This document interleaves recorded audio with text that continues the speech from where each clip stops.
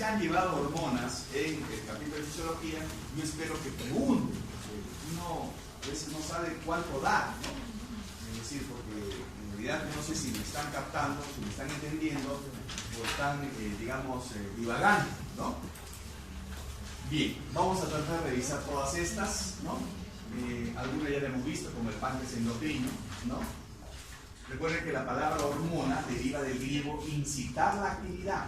La definición clásica de hormona estaba acá: sustancia sintetizada en un tejido transportada por la sangre para actuar en otro órgano blanco. Toda sustancia que cumplía con este requisito se llamaba hormona. Pero esta manera de actuar, que es una manera endocrina, así se llama, endocrina, esa es la manera endocrina, se complementa con una acción paracrina, autocrina e intracrina. La paracrina es que el producto hormonal sale de una célula y regula a la célula adyacente. De la paracrina, para. La autocrina produce el compuesto hormonal, regresa a la misma célula que lo produjo y se llama autocrina. Intracrina, eso lo vamos a ver con la glándula mamar del lactante, por ejemplo. La intracrina es que sin salir regula el metabolismo de la célula. Entonces, hay varias acciones de las hormonas: endocrina, paracrina, autocrina, intracrina. Mire cómo se ha complicado. Y esto se va a ir complicando cada vez más. Las hormonas son sintetizadas en las glándulas endocrinas, actuando como señales químicas, primeros mensajeros, produciendo modificaciones del metabolismo de otros tejidos del órgano blanco. El órgano blanco es el órgano donde actúa la hormona. Y el requisito para que actúe la hormona es que el órgano blanco tiene que tener receptor. Esta es otra parte importante. Los órganos blancos tienen receptores con alto grado de especificidad, aunque esto es relativo, porque unas hormonas pueden actuar sobre el receptor de la otra. Por ejemplo, la hormona de crecimiento puede actuar sobre el receptor de la prolactina. Por eso es que el paciente con acromegalia puede tener secreción láctea. No porque esté elevado la prolactina, sino por la hormona de crecimiento. Y al revés, ¿no? La prolactina actuar sobre la hormona de crecimiento y producir hiperglicemia, ¿no? Entonces, esa es una especificidad cruzada también puede haber, ¿no? Un tejido blanco se definía como el poseedor de una respuesta bioquímica o fisiológica única para una hormona. Y en realidad es cualquier tejido en el que pueda demostrarse que la hormona se une a su receptor. Y este es un hecho importante, porque en la historia de las hormonas, ¿cómo se descubren los efectos de las hormonas? Porque primero se ubica al receptor. Oye, hay un receptor en el tejido adiposo para la hormona de crecimiento. ¿Pero qué papel hace? No sé, pero ahí está el receptor. Basta que haya receptor y uno dice, ya, hay una función que tiene que tener la hormona de crecimiento de la hormona en la grasa. Claro, más tarde se descubrió cuál era la actividad lipolítica, porque la hormona de crecimiento es lipolítica. Esta es la clasificación de las hormonas, ¿no? Proteicas, ¿no? Oligopéptidos, menos de 20 aminoácidos, ¿no? Polipéptidos, proteínas, está la prolactina, glucoproteínas, la FSH, por ejemplo, la LH, son clasificación de hormonas proteicas.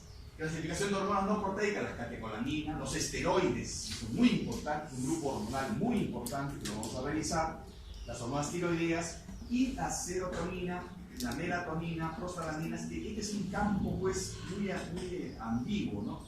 Porque hay hormonas que se comportan como neurotransmisores y hay neurotransmisores que se comportan como hormonas, ¿no? ¿Cuál es el concepto de neurotransmisor? O sea, se libera de una neurona y va a actuar a través de la sinapsis en otra. Toda sustancia que cumple ese papel se llama neurotransmisor. Y ustedes van a ver que un neurotransmisor clásico es la dopamina, la adrenalina, la catecolamina en general. Pero hay neurotransmisores que son la colecistoquinina, por ejemplo, es un neurotransmisor. La grelina es un neurotransmisor. La leptina también es un neurotransmisor. La somatostatina es un neurotransmisor. O sea, hay hormonas que cumplen ese papel en ese momento y así se llaman neurotransmisores, no son hormonas. Pero son las mismas estructuras que se conocen como hormonas. El origen, esto es muy importante recordar. Acá hay que recordar en fisiología, seguramente en fisiología les he dicho muchas pautas. Una de ellas es la ley de la ubicuidad, ¿no? Todo órgano tiene que estar en su sitio. La cabeza arriba, la pierna abajo, la raza no, mentira. El corazón un poquito más para acá, el hígado a la derecha, ¿no? Los testículos abajo, las gonas, los ovarios acá arriba. Es decir, todo tiene una razón, ¿no? Por eso es que estas derivan principalmente de células epiteliales a excepciones, ¿no? Por ejemplo, la célula de Leydig, testícula, célula granulosa, ovario, cuyo origen es el tejido conectivo. Células secretoras de la neurohipófisis, origen neuronal, como vamos a ver, se ha sugerido a la cresta neural como origen embriológico de cierto número de células endocrinas, y las células productoras de hormonas no están distribuidas al azar. Por ejemplo, el ejemplo más clásico, el conducto germinativo para producir espermatozoides necesita una cantidad elevadísima de testosterona. Si las células de Leydig no estuvieran tan cerca, no llegaría esa cantidad elevada de testosterona. Entonces imagínense, o sea, la ubicación de la célula de Leydig es estratégica para producir la cantidad suficiente de testosterona para que se produzcan los espermatozoides. Inclusive hay mutaciones genéticas que un testículo no funciona porque las células de Leydig no es que estén mal, sino que están mal ubicadas. Entonces por eso es importante esto. No están distribuidas al azar. Y lo otro importante, los receptores. Son moléculas de reconocimiento unidas a la célula blanco que permiten la discriminación de hormonas. La hormona se produce, pero se recibe. Entonces, en patología, cuando uno quiere hablar de enfermedad hormonal, dice, o no se produce o no se recibe. Por ejemplo, en diabetes tipo 1, destrucción de la célula beta, no se produce. Diabetes tipo 2, no se recibe, pero al no recibirle, se agota, se cansa de producir. Como no recibe, se comienza a producir más.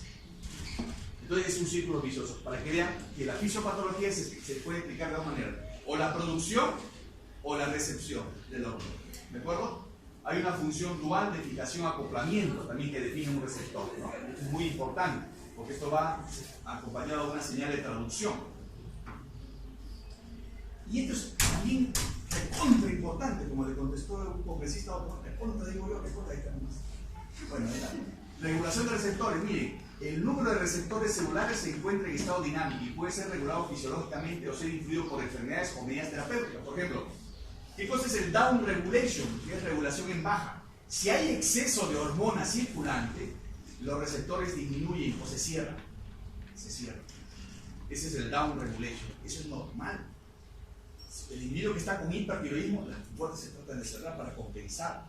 Si hay déficit de hormona circulante, las compuertas se abren. Ese es upregulation, regulación en ascenso. Ese es un sistema de regulación hormonal a través de ¿qué? De receptores.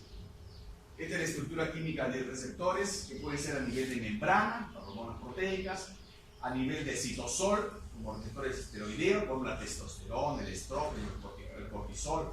Receptores nucleares, las hormonas tiroideas, ¿no? Son tres tipos de receptores. Acá pueden ver los mecanismos de acción hormonal según el grupo hormonal. Tenemos dos grupos, el grupo 1 y el grupo 2. Esto es muy importante, porque al tener en cuenta estos dos grupos, uno diferencia la solubilidad, miren, y el hecho que tenga proteína transportadora, sí o no. Este es importante. Quienes no tienen proteína transportadora y quienes sí tienen proteína transportadora, porque eso va a depender de su vida media. Al tener proteína transportadora tiene una vida más prolongada, tiene el receptor que es diferente y tiene el mediador, que es también diferente. Entonces, el grupo 1, acá hablamos del grupo 1, hormonas tiroideas y calcitriol. ¿Cómo actúa? Ingresa a la célula, en el citosol se encuentra con su receptor, ingresa al núcleo, codifica un RNA mensajero que lleva un mensaje hacia afuera y se produce una respuesta específica. Esa es la manera como actúa de manera muy sencilla el grupo 1. Es bien sencillo.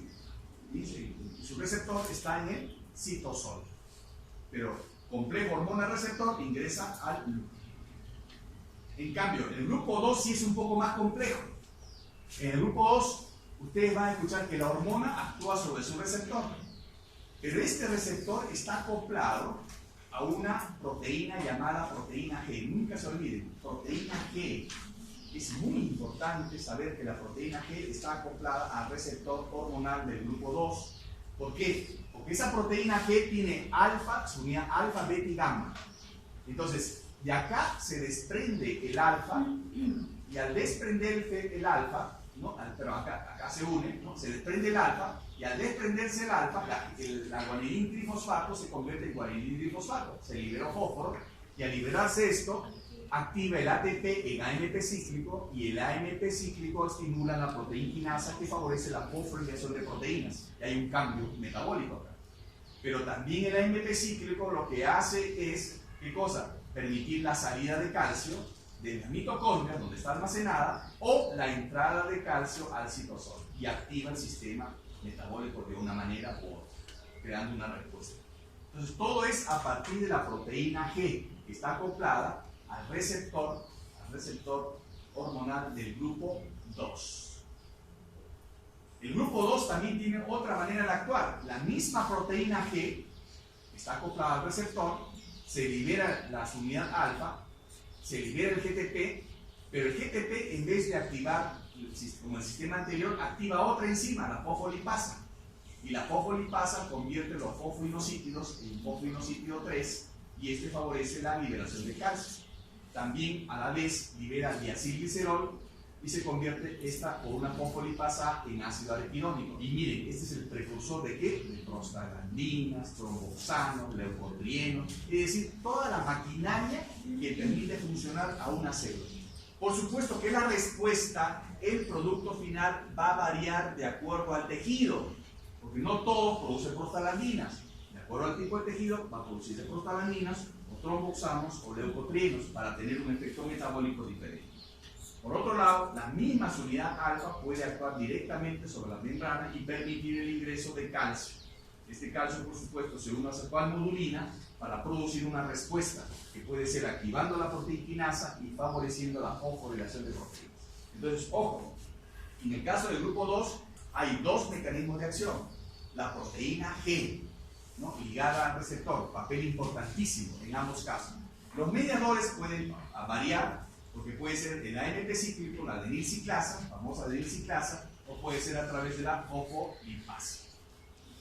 Bien, acá ustedes pueden ver grupo de hormonas que se unen a receptores intracelulares. El grupo 1, ahí está, estrógenos, glucocorticoides, mineralocorticoides, calcitriol, ya saben. ¿Qué hormona es esta? ¿Qué vitamina es? Vitamina D. Andrógenos, hormonas tiroideas.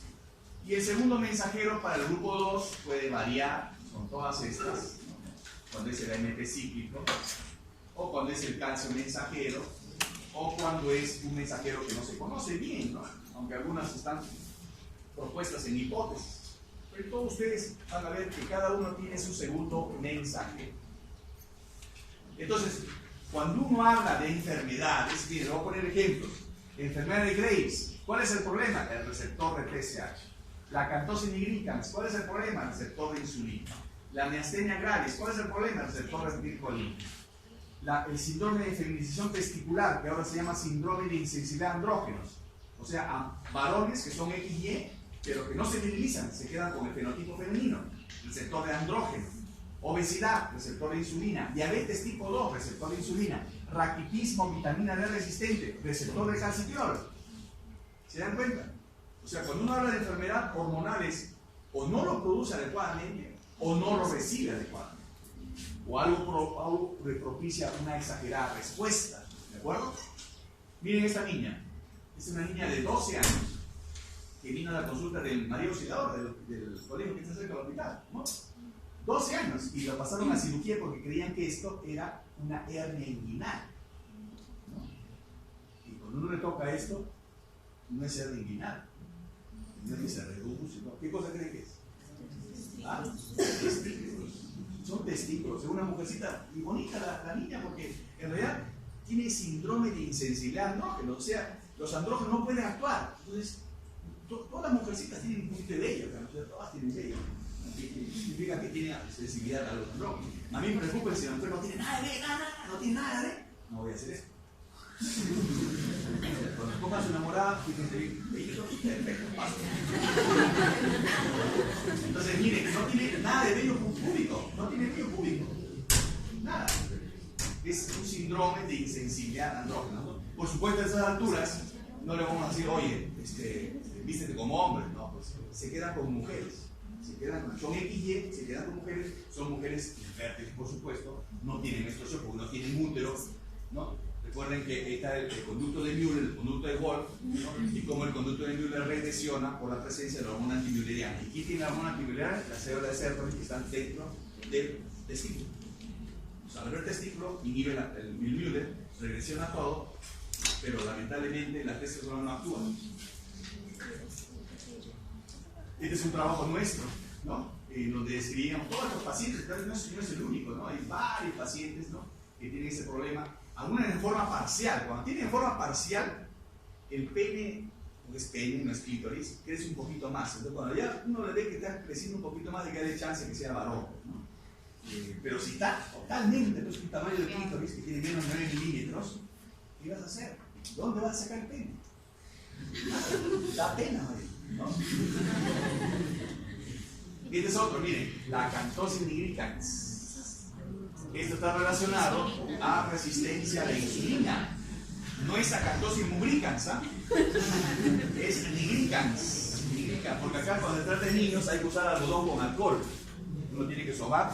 Si sale negro es mugricans. Esto es algo aterciopelado, pigmentado, oscuro, que aparece en el cuello, las axilas, las ingles. ¿De acuerdo? Este es un trabajo que hicimos también hace un tiempo, resistencia a la insulina en los pacientes obesos, ¿no? Ahí donde se ve todo eso. Bien, una parte importante acá que no deben olvidar es la retroalimentación hormonal. Esto es importantísimo, el feedback. En otros casos, la retroalimentación negativa se realiza a través de varios metabolitos. Es decir, de otro lado existe regulación por retroalimentación positiva. ¿Qué cosa significa eso? Por ejemplo, insulina, glucosa, ¿no? Si la glucosa aumenta, aumenta la insulina. Eso es retroalimentación. Pero retroalimentación positiva. Aumenta la glucosa, aumenta la insulina. Calcio, PTH. Por ejemplo, el calcio baja y la PTH sube, ¿no es cierto? Entonces, esa es retroalimentación negativa. Es una retroalimentación negativa de metabolitos circulantes. Pero hay otro tipo de retroalimentación que es esto. Hormonas tiroideas bajan, TSH aumenta. Esa es retroalimentación también, pero con eje vertical, a través del hipotálamo, hipófisis y tiroides. Entonces, la retroalimentación no debe olvidarse. Si un sujeto está con hipertiroidismo, tiene hormonas tiroideas elevadas y la TSH suprimida. No puede haber hipertiroidismo y la TSH normal. No puede ser. Entonces, toda esta correlación no tiene que olvidarse. Eso se llama retroalimentación, que es un mecanismo de regulación hormonal. Acá está. Con el eje es vertical, miren, hormonas hipotalámicas, hormonas hipofisiarias y hormonas periféricas. Si la hormona periférica no se produce, esto avisa al hipotálamo y avisa al hipófisis. No se produce la hormona periférica, aumenta la hormona hipotalámica, aumenta la hormona hipofisiaria. Si yo veo que hay déficit de la hormona periférica, le doy el reemplazo hormonal, disminuye la hormona hipotalámica, disminuye la hormona hipofisiaria. Ese es el razonamiento básico y clásico, ¿no es cierto? Que es sencillo. La cuestión es detectar. Así que acá todo es coordinación. La hormona se coordina directamente, no se van gritando, acá todo se coordina. Las hormonas se entienden bien y no rugen, ¿no? Estas hormonas hipotalámicas se producen en estos ejes, ¿no?, en los núcleos hipotalámicos. Miren, todos los núcleos hipotalámicos producen hormonas. Algunas repiten, ¿ah? Ya la conocen, la del hambre y la saciedad, ¿no? Pero miren, todas estas producen diferentes hormonas. Comencemos con esta hormona liberadora de corticotropina, que es la hormona que comienza el eje hipotálamo, hipófisis suprarrenal. ¿De acuerdo? Eje hipotálamo, hipófisis suprarrenal. Este es un péptido de 41 aminoácidos, ¿no? Estimula la secreción, acá se secreción y liberación de POM, que es la pro-opiomelanocortina, ¿no? O sea, la CRH, así se llama CRH, hormona liberadora de corticotropina, estimula el POM. ¿Qué cosa es el POM? Pro-opiomelanocortina. ¿De acuerdo? También se ha identificado CRH en la corteza cerebral, también en la placenta, en otros tejidos, pero ¿dónde se produce principalmente? En el hipotálamo. Esta es su secreción normal, no tiene ritmo circadiano, porque esa es otra parte importante que tenemos que aprender. Recuerden que los premios Nobel de medicina, los tres, son tres que ganaron el premio Nobel, es porque identificaron bien los mecanismos del ritmo circadiano, es decir, ha identificado una proteína que se estructura en la noche y que se abre en el día. Se estructura en la noche y se abre en el día. O sea, para que vean qué importante es que el organismo reconozca el sistema de día y de noche, es decir, el reposo, ¿no? Porque hay muchos mecanismos que todavía no comprendemos y eso nos permite comprender la importancia del ritmo circadiano, ¿no? Se llama proteína PER, se llama, creo, y es un gen circadiano, creo que lo llaman. Entonces, esto es con respecto a la corticotropina, ¿no? Miren la CRH, cómo es regulada por la ACTH, porque la CRH estimula a la ACTH, que está dentro de la opiomelanocortina, y la ACTH estimula ¿a quién? Al cortisol. Y vuelvo a repetir, hipotálamo, hipófisis, suprarrenal. CRH sale acá, acá sale la ACTH de la hipófisis, ¿de dónde? De la opiomelanocortina. Y la ACTH, ¿qué hace? Estimula la producción de cortisol. Si hay mucho cortisol o hay poco cortisol, eso va a afectar la producción de CRH y va a afectar la producción de ACTH. El estrés, por supuesto, aumenta el CRH, por eso que aumenta al final el cortisol. El exceso de ADH inhibe la CRH, el exceso de ACTH inhibe la CRH. El exceso de cortisol va a depender de la concentración para afectar la producción de CRH, o sea, la hormona liberadora de corticotropina. Recuerden, ¿de dónde viene la ACTH? De una molécula más grande llamada POM, pro-opiomelanocortina. Estimula también esta CRH la secreción de catecolaminas, tiene efecto antipirético. Hormona liberadora de gonadotrofinas, otro, hipotálamo, hipófisis, gónada. Hormona liberadora de gonadotrofinas, hipotálamo, hipófisis, gónada. ¿De acuerdo?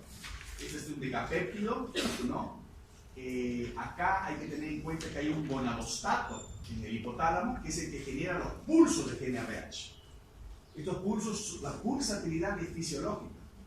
Este gonadostato, cuando el niño nace, hay una pequeña actividad del gonadostato. Por eso es que se describe una mini pubertad en los primeros 6 meses de vida. Por eso es que el niño sangra. No necesariamente porque la madre le pasa hormonas, sino porque el niño también produce hormonas. La niña, perdón, produce hormonas, ¿no?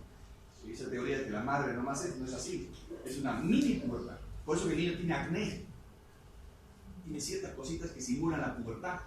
Y por eso que el niño crece aceleradamente. Entonces, es una mini pubertad normal que desaparece hasta la etapa de la activación de la verdadera pubertad. Y que se inicia con este generador de pulso de GnRH, que es la hormona liberadora de gonadotrofinas. Esa es la teoría de Grunwald. Esta secreción es pulsátil, episódica, y si yo hago que esta secreción tenga pulsos frecuentes o la infusión sea continua, y al contrario disminuye la gonadotropina. O sea, quiere decir, para estimular las gonadotrofinas, o sea, para que la GnRH estimule FSH, LH, tiene que ser pulsátil. La GnRH. Si no es pulsátil y es continua, al contrario, le inhibe. ¿De acuerdo?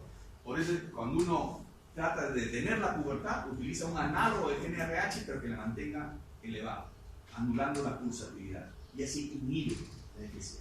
Eso es por favor. Recuerden, la pulsatilidad es necesaria en este caso de la hormona liberadora de gonadotrofinas. Los pulsos frecuentes o la infusión continua entonces dan lugar a la desensibilización del gonadotropio y a una disminución de gonadotropinas. Acá volvemos a lo mismo: hipotálamo, hipófisis y gónadas. Acá en la GnRH estimula la LH-FSH y acá estimula los esteroides sexuales, según sea testículo o según sea ovario. Si se produce más o menos, esto va a inhibir o estimular la GnRH y la LH-FSH. Por ejemplo, si un testículo no funciona, en el momento que debe activarse, la FSH y la LH se elevan. Y la GnRH también. Y eso indica que el daño está en el testículo. Si por ejemplo un varón no entra a la pubertad y están las hormonas periféricas bajas, y esto está bajo, y esto está bajo, entonces la alteración es a este nivel. Entonces uno va identificando dónde está el probable problema que hace que el niño no esté entrando a la pubertad. Es importante recordar que las hormonas del estrés influyen en el eje. El ACTH estimula la GnRH, puede inhibir la GnRH, la ACTH inhibe la GnRH. El cortisol inhibe el LH. Por eso cuando hay estrés, muchas mujercitas alteran su ciclo menstrual. Por esta interacción que hay entre estos dos ejes. ¿De acuerdo? El estrés causa incremento entonces de esta CRH y del LH. ¿Cuál es la función de la hormona liberadora de gonadotrofinas? Es estimular la FSH-LH. Pero además hay otras probables funciones. El descenso testicular, la maduración de las gónadas, la producción de espermatozoides, los ciclos menstruales ovulatorios, y este mecanismo de acción es a través del mecanismo del receptor de GnRH, que es una glicoproteína, y este complejo hormona-receptor que se internaliza por endosíntesis. Ahí está. Este es un ejemplo como la hormona liberadora de gonadotrofinas actúa sobre su receptor, pero miren cómo varía de segundo mensajero. En este caso es fosfinocíclidos y en este caso es calcio mensajero, de acuerdo al tejido. Pero a veces la interacción es tan diferente que miren, si este fosfinocíclido es activado, se activa ¿qué cosa? La síntesis de gonadotrofinas.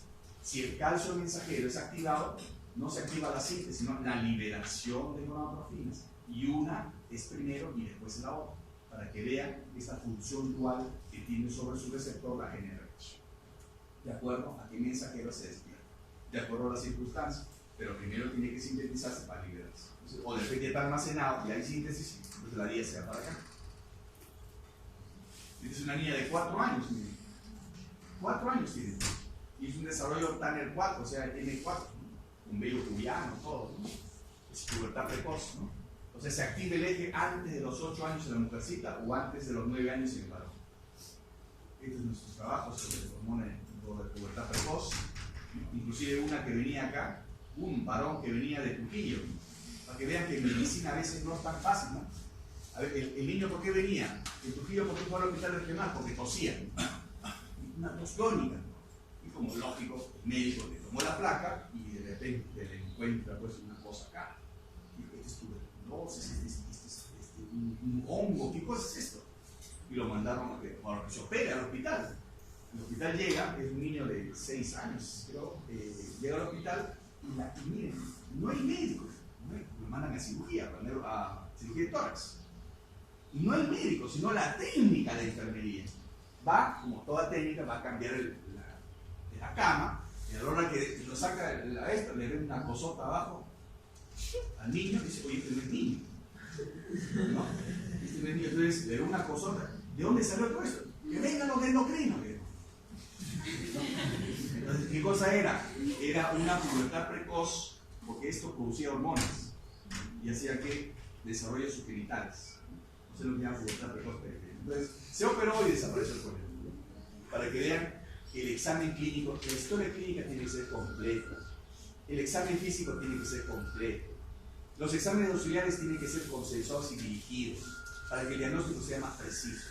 Cuanto más síntomas recojan, más signos encuentren, su diagnóstico diferencial va a ser así. Pero si ustedes no preguntan y solamente se contentan con el motivo de la consulta y no examina, entonces menos síntomas, menos signos y su diagnóstico diferencial va a ser así. Así es la medicina. Y no es el más inteligente, sino el más mañoso, ¿no? Es decir, porque uno tiene que ver más pacientes. El que ve más pacientes es el que tiene ojo clínico. Bien, la hormona liberadora de hormona de crecimiento, la GHRH, o sea, el eje hipotálamo, hipófisis, hueso, crecimiento, hormona de crecimiento. Entonces, este es un gen codificado en el cromosoma 20, se sintetiza en el núcleo ventromedial, se liberan tónicamente también cada 3 o 4 horas durante el día y la noche, ¿no? También se ha localizado en el tejido gastrointestinal, en el páncreas, en las suprarrenales. Acá está la hormona liberadora, la hormona de crecimiento. También hay una hormona inhibidora, la hormona de crecimiento. Este estimula la GH y la GH estimula la IGF-1 producida en el hígado. Ahora se sabe que la GH también puede estimular en otros tejidos la producción de IGF-1, pero principalmente la producción hepática de IGF-1 hepática. En el hueso también se produce, porque esta IGF-1 va al cartil del crecimiento y produce la diferenciación del condrocito y produce la elongación del hueso. Eso quiere decir que no necesariamente es la misma hormona de crecimiento la que produce el crecimiento, sino es la IGF-1, que es el factor de crecimiento semejante a la insulina. ¿De acuerdo? Esta es la vida media. ¿no? Y otros factores que pueden afectar la producción de GHRH. Hay una respuesta también a la ingesta de la comida mixta, se produce una liberación bifásica en la primera fase, hay una liberación de GHRH y en una segunda fase hay una liberación hipotalámica. La primera es la liberación gastrointestinal y la segunda es una liberación hipotalámica. ¿Cuál es la función? Liberar, sintetizar hormona de crecimiento por los somatotropos de la adenohipófisis. La GHRH es responsable fundamental de la amplitud de los pulsos de liberación de la GH hipofisial. Hay también factores que le inhiben. Los glucocorticoides inhiben la respuesta de la GH a la GHRH, ¿no? Entonces, la dopamina y el bloqueo beta-adrenérgico aumenta la liberación de hormona de crecimiento. El bloqueo colinérgico, ¿no? La movilización de calcio intracelular, ¿no? Eso también es importante en la traducción de la señal acá. Y esta es la gran inhibidora de hormonas, la somatostatina, o factor inhibidor de la liberación de somatotropina, producida en el hipotálamo. Está codificado, su estructura química y su actividad que se reduce a unos cuantos aminoácidos. Esta es pulsante, pulso cada 3 a 4 horas, ¿no? Hay disminución del tono, permite la liberación del pulso de pH. Cuando disminuye el tono, se libera pH. La vida media es bien corta, es sintetizada también en la célula delta del páncreas y se localiza en el tejido gastrointestinal y otros. Acá está, la hormona inhibidora de la somatotropina. Esto está en correlación a la liberadora.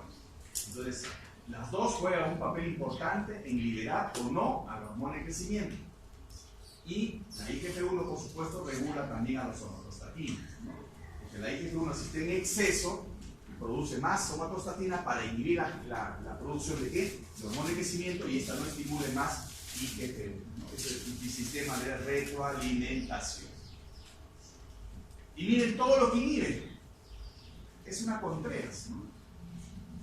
Es una hormona Contreras. Miren, inhibe a todas estas hormonas.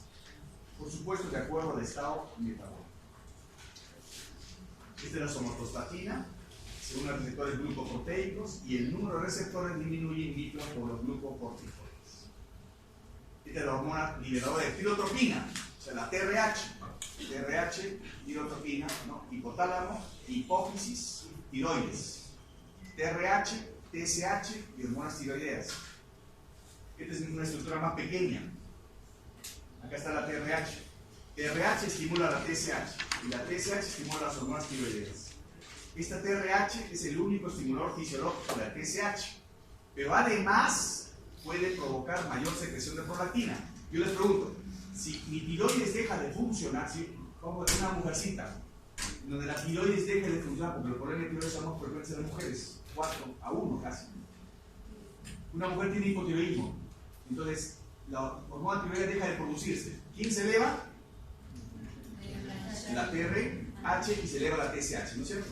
Ya. Pero esa mujercita usted le examina y le hace la expresión manual de las mamas y sale leche. ¿Se explica eso o no? ¿Se explica o no? ¿Por qué se explica? Porque la TRH elevada estimula a la prolactina y la prolactina estimula la secreción láctea. O sea, la mujercita puede venir a la consulta, doctor, me sale leche de la mama. Ustedes piensan en prolactina, pero no piensan en la tiroides. Aunque la prolactina, como vamos a ver, es una hormona que se eleva muy fácilmente, hasta en las relaciones sexuales se eleva la prolactina. Eso es así, que es normal eso. Entonces uno tiene que manejar bajo el contexto de diferentes situaciones para saber por qué se eleva una hormona. Acá está el receptor, una glucoproteína. Los estrógenos aumentan el número de receptores de TRH. Y finalmente las hormonas hipofisiales.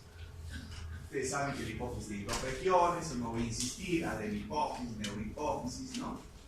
Están conectadas por el sistema hipotálamo hipofisiario, ¿no? Y la otra por los axones, ¿no? Hacia atrás de la neurohipófisis, ¿no? Son diferentes conexiones, como ustedes ven, ¿no? Totalmente. Y el hipotálamo tiene neuronas que secretan hormonas liberadoras, ¿no?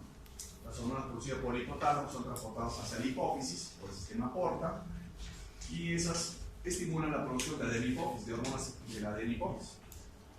Y estas hormonas pasan a la circulación sistémica y ahí a los órganos blancos. Estos son los grupos celulares. Miren, el 50% es somatotropo. 50%. La hormona de crecimiento no solamente es para el crecimiento, es metabólica. Este es el porcentaje. Miren, cada grupo hormonal. Revisemos la ACTH entonces. Decíamos que la ACTH proviene de dónde? Del POM. ¿De acuerdo? Es una molécula grande. El POM contiene todas estas moléculas. Y miren quién está acá. La melanoestimulante. Por eso es que cuando se libera la ACTH, libera NSH. Y por eso se tiñe la piel. Si no funciona el cortisol, se eleva la CRH y se eleva la ACTH. La ACTH al salir del POM libera NSH. La ACTH misma también tiene fracción melanoestimulante, por eso pigmenta la piel.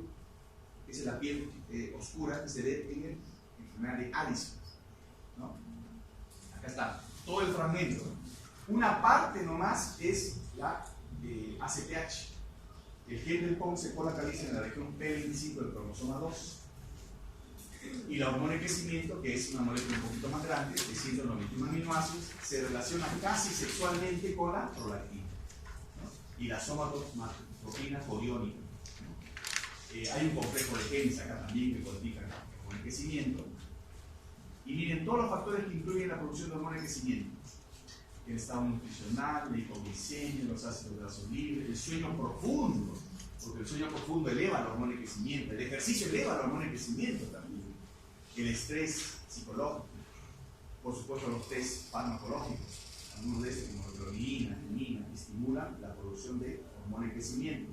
La hormona de crecimiento estimula la producción de ¿qué? De IGF-1, y la IGF-1 estimula la elongación de los huesos.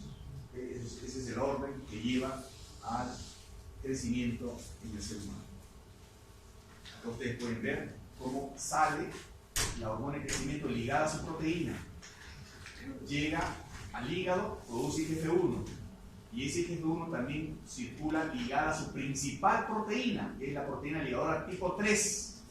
Y de esta manera actúa en otros tejidos. Acá está regulando la producción de su propia hormona de crecimiento. Pero recuerden que el IGF-1 llega a los tejidos con su proteína ligadora, la más importante. ¿Cuál es? La proteína ligadora tipo 3. Tipo 3. Esto para recordarles que hay un ritmo circadiano de la hormona de crecimiento. Durante el día los pulsos son así. Durante la noche son así. Por eso es que el niño debe dormir sus horas adecuadas, estableciendo un sueño profundo. El sueño, les decía hace ya algunas clases atrás, es un regulador energético, eleva la leptina, baja la grelina, aumenta la hormona de crecimiento, ¿no? Es decir, lo que hace es regular para que el cuerpo al día siguiente amanezca con mayor vitalidad. La hormona de crecimiento requiere un ambiente tiroideo sano, tiene que haber producción de hormonas tiroideas. Esta secreción, por supuesto, varía en los momentos de la pubertad, ¿no? En las mujeres más temprano, en los varones más tardío. Y este es el receptor que tiene una parte citosólica y otra parte extracelular. El complejo se internaliza, no se conocen exactamente los mecanismos intracelulares, y circula unida a una proteína ligadora de hormona de crecimiento, que es parte del componente extracelular del mismo receptor. Se miren cómo esta proteína es importante como reserva de hormona de crecimiento, circulante. Y las funciones tienen que ver, pues, es anabólica, estimula la síntesis de proteínas, la replicación celular, sobre el crecimiento esquelético, ¿a través de qué? De la IGF-1, no se olviden. Y su efecto dicotómico sobre los carbohidratos. Al comienzo disminuye transitoriamente la glicemia, pero después es su efecto hiperglicémico, hiperglicemiante, tiene efecto antiinsulínico. La GH aumenta la lipólisis, lo hace los brazos libres, ¿de acuerdo? Estimula la calciuria, posee actividad lactogénica y posee actividad como citoquina. Entonces la GH tiene muchas funciones que aún muchas de ellas no se conocen muy bien, pero de hecho que va más allá de lo que es estimular el crecimiento. Acá está el hipotálamo, la GHRH, la somatostatina. De ellos depende la producción de ¿qué? De GH. La somatostatina lo inhibe y la GHRH lo estimula. La hormona de crecimiento va al hígado, produce IGF-1 y produce sus efectos en los diferentes tejidos. A nivel del tejido adiposo, efectos agudos de tipo insulínico, aumento de la lipólisis, principalmente esto, inhibición de la lipoproteínlipasa, descenso de transporte de glucosa, descenso de lipogénesis. En el músculo aumenta el transporte de aminoácidos, aumenta la retención de hidrógeno, aumenta el tejido magro y el gasto energético, crecimiento lineal, favorece el crecimiento epifisiario, aumenta la masa ósea. Todos estos efectos de la hormona de crecimiento, ¿a través de qué? De la IGF-1. A pesar de que la misma hormona de crecimiento también puede producir esos efectos, pero es aumentado por la producción de IGF-1. ¿Ya está? Va con su hormona ligadora, la hormona de crecimiento, produce en el hígado de IGF-1, va a su hormona ligadora, a su proteína ligadora, perdón, tiene su receptor, cumple sus funciones en el nódulo blanco, tiene acciones autocrinas, paracrinas, ¿no? Y esto misma regula la producción de hormona de crecimiento. Recuerden entonces ese sistema de retroalimentación que se ve en todos los niveles hormonales. Este es un niño que no crece porque nadie tiene la grasita que acumula. ¿Por qué? Porque no hay lipólisis, ¿no? Es una deficiencia de hormona de crecimiento con aumento de peso. Esta es una niña, el primer caso de ladrón descrito en el Perú. Esto fue en 2003, hace 14 años. Mira, esta niña ya tiene cuántos años, pero sigue chiquitita. ¿Por qué? Porque la deficiencia acá no es de hormona de crecimiento. La deficiencia acá es la deficiencia de IGF-1. Es de IGF-1. O sea, es de insensibilidad a la hormona de crecimiento.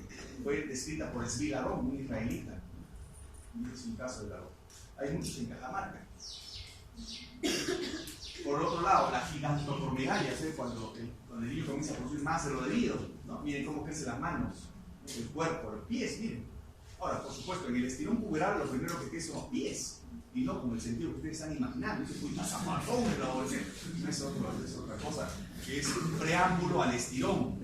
¿Okay? El crecimiento de los pies es un preámbulo al estirón. Por eso que ustedes ven a los adolescentes con su gorrita acá, su cara de bebé, sus zapatos, todo, eso son, y con cambio de voz, ¿no? Y a veces con ginecomastia acá. Eso es normal, ¿no? Acá seguro que el 40% de ustedes ha tenido ginecomastia. Levanten la mano los que han tenido ginecomastia puberal. Nadie. Este es nuestro estudio con respecto a la hormona de crecimiento. Es un estudio multipaís con diferentes países del mundo, ¿no? Nosotros hemos participado acá para ver cómo responde la hormona de crecimiento. Tenemos una base de datos que es famosa en el mundo, que es la base FIX.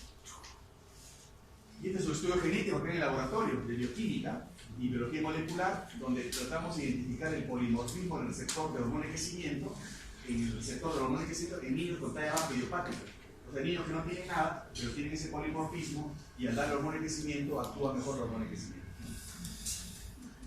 Y estas son las medidas de Velázquez.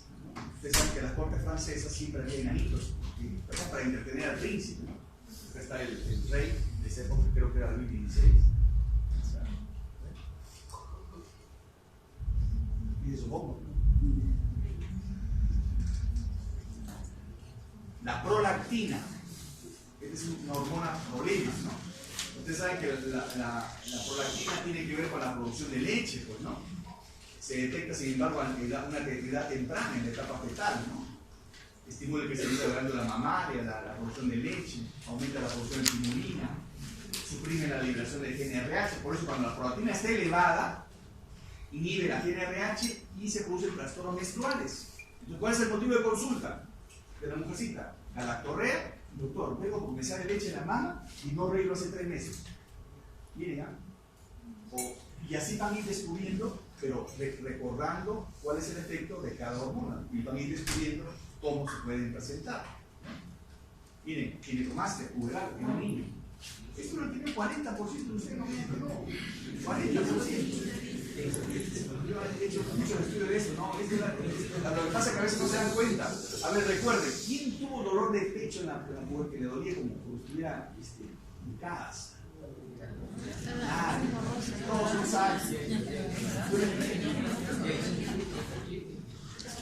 Miren, si hasta Tutankamón tuvo ginecomastia, Tutankamón tuvo ginecomastia. Subió al trono, tuvo ginecomastia, ¿no? Y los 14 años, pues normal, de la época puberal. Bien, la hormona antidiurética. La hormona que tiene que ver con la reabsorción de agua en la neurohipófisis, ¿no? Ahí está. Los núcleos paraópticos supraventriculares. Los axones llegan ¿dónde? En la neurohipófisis.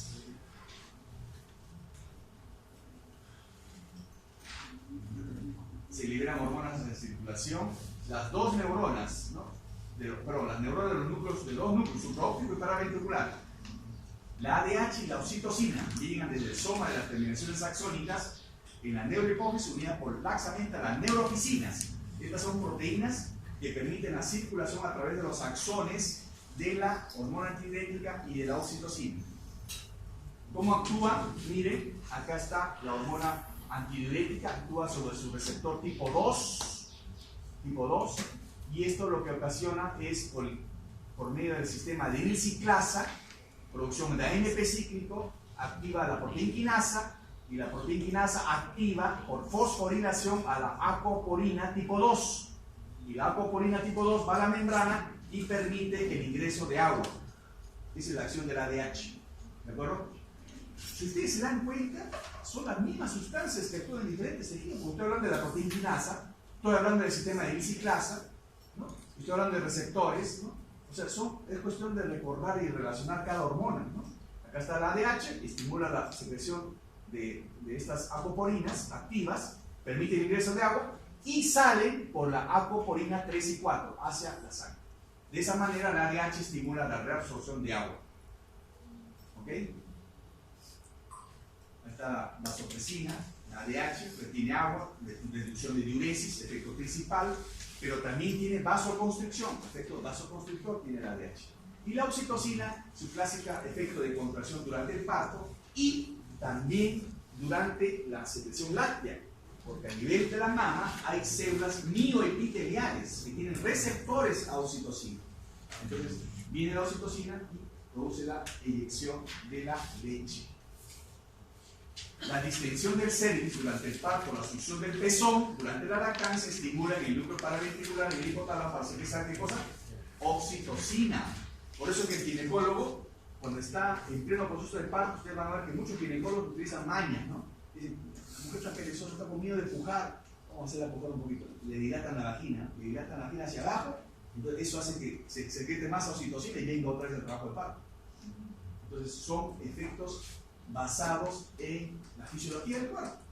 La oxitocina estimula la contracción uterina para llevar a cabo el trabajo de parto. Por eso es que succionar la mama inmediatamente hace succionar la oxitocina. Y la oxitocina hace que el útero regresione más rápido. O sea, miren el beneficio. Si las madres dan de lactar más tempranamente, succiona más el bebé, más oxitocina, más rápido regresiona el útero y ya menos sangre después del parto. Entonces eso es importante recordar. Entonces por eso uno tiene que tomar en la balanza, miren, ¿esto o esto? ¿No? Pero sin mañosería, ¿sabes? ¿Esto o esto? Acá el bebé regula su alimentación, acá no. Acá el bebé toma así. Es como vamos a estar mañana.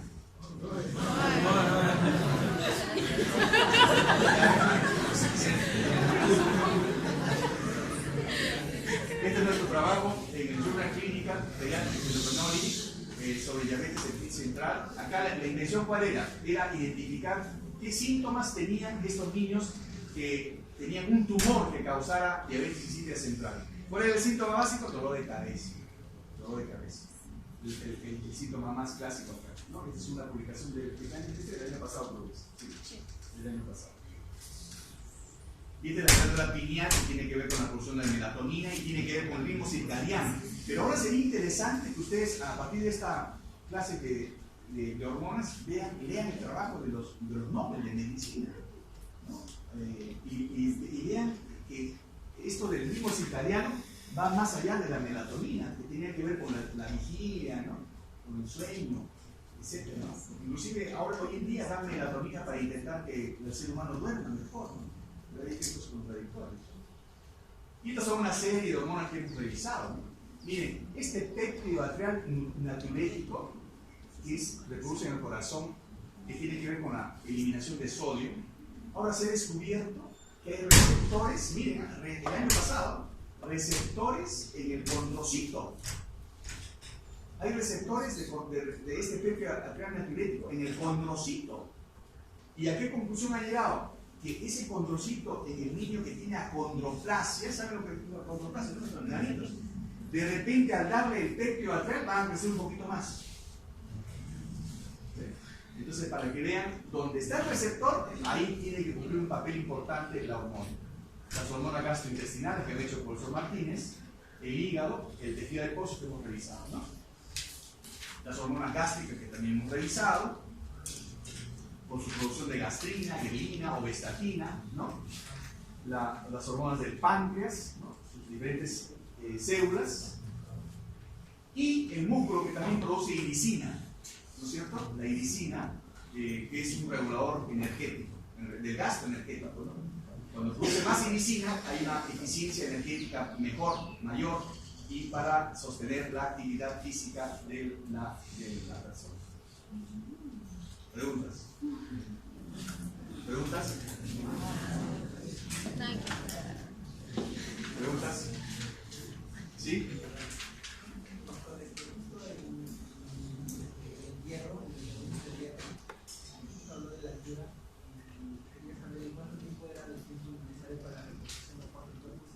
Claro, generalmente el tiempo es de 3 a 6 meses para que se adapte. De 3 a 6 meses. El que viene de la altura a la costa se adapta, digamos, más rápidamente, ¿no? Pero el que va de la costa a la sierra tiene que pasar un tiempo. O sea, es decir, para que eleve la hemoglobina, a eso me refiero, ¿no? Tiene que pasar un tiempo.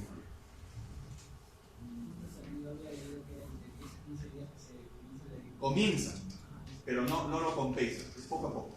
O sea, para que llegue a un nivel alto como los pobladores, ¿no? Pero comienza rápido, inmediatamente, pero ¿a qué nivel llega? Ya es cuando pasa más tiempo. ¿Alguna otra pregunta?